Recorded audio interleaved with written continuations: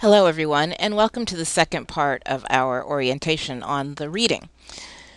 Each week we're going to have article reading, and the articles may be from websites or they may come from the library databases, and it may include audio or video stories from around the web. I know that online classes tend to be fairly text-based, and I like to sort of shake it up a little bit and throw in some audio and video so that you have something to do besides read. And I include that under the heading of readings because I sort of think of readings very broadly as the way that I am communicating information about the class to you. So when I think of reading, I'm also thinking of audio and video. And then we have related websites. So there may be websites that I send you to, and I'll always give you guidance about what to do on the website. And I'll tell you which parts are expected that you read and pay attention to, and which parts are optional. And as a general rule, unless I tell you that something is optional, it is required reading. So, when you're moving through the reading, before you even begin, you'll want to print out your quiz preparation questions. That will give you a heads up as to where you're going with the reading, and also you can write down the answers as you're going along. And you don't have to write the answers all the way out. You might write just a couple of keywords because you don't have to turn these in. But if you print out those questions ahead of time, you'll be able to make notes as you go through the reading. Also, read the reading guide.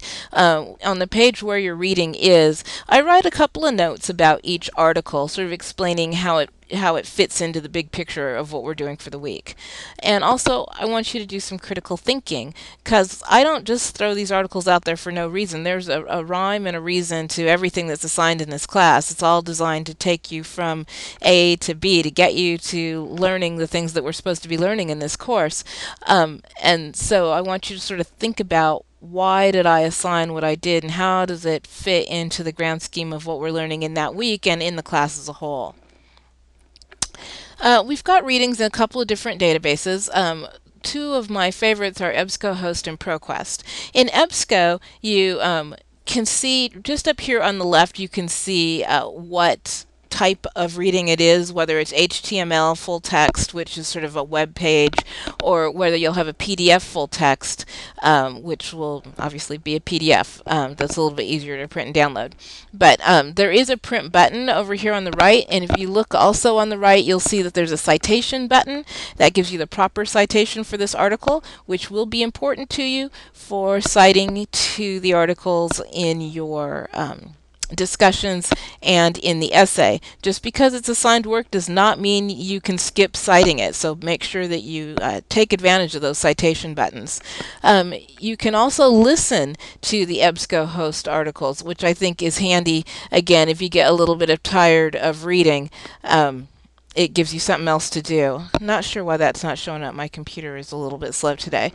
But anyways, further down, there's a button, an MP3 button, that allows you to listen to the audio and of a story being read. And sometimes you can even pick what accent it is, and you can have somebody read it to you in an Australian accent, which I think is a little bit fun.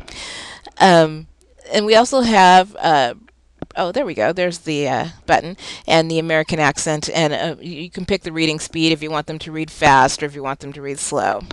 You can also download an MP3 and listen to it on the go if you ride the bus or listen to it in your car or while you're riding your bicycle. Anyway, that's a nice extra way to get through the readings as well. ProQuest, let's see. We also have articles in ProQuest. They don't have as many options, so as often as possible I try to find the article in EBSCOhost. And if I can't, then I turn to ProQuest.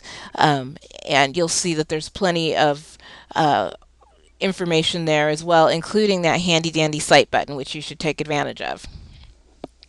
While you're doing the reading, be active in your reading. Take notes. Read the titles and subtitles. Don't just skim over that stuff.